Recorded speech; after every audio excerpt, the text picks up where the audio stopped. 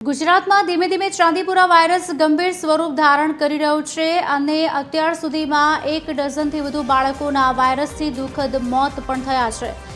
ત્યારે અમદાવાદની Asarwa civil hospital આ રોગ માટે તમામ જરૂરી સારવાર ઉપલબ્ધ કરાઈ છે। સિવિલ સુપ્રિન્ટેન્ડન્ટે કહ્યું કે જો બાળકને 104 ડિગ્રી જેટલો ઊંચો તાવ આવે, ખેંચ આવે તો સમયનો બગાડ કર્યા વગર તાત્કાલિક મેડિકલ કોલેજની હોસ્પિટલમાં રિફર કરો।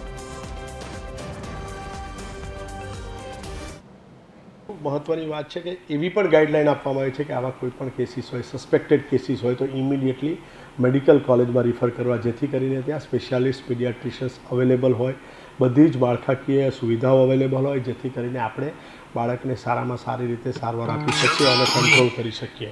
अत्यारनी वात करशुं तो सिविल होस्पिटलमां एक पण दर्दी एवी रीते दाखल नथी, परंतु डेफिनेटली आ पण एक मेडिकल कॉलेजनी हॉस्पिटल छे। पीडियाट्रिक विभाग सज्ज छे, जरूरी पूरती बधी ज दवाओं ने इन्वेस्टिगेशन मोडालिटीज करी शकाय एवी बधी व्यवस्था सिविल में अवेलेबल है।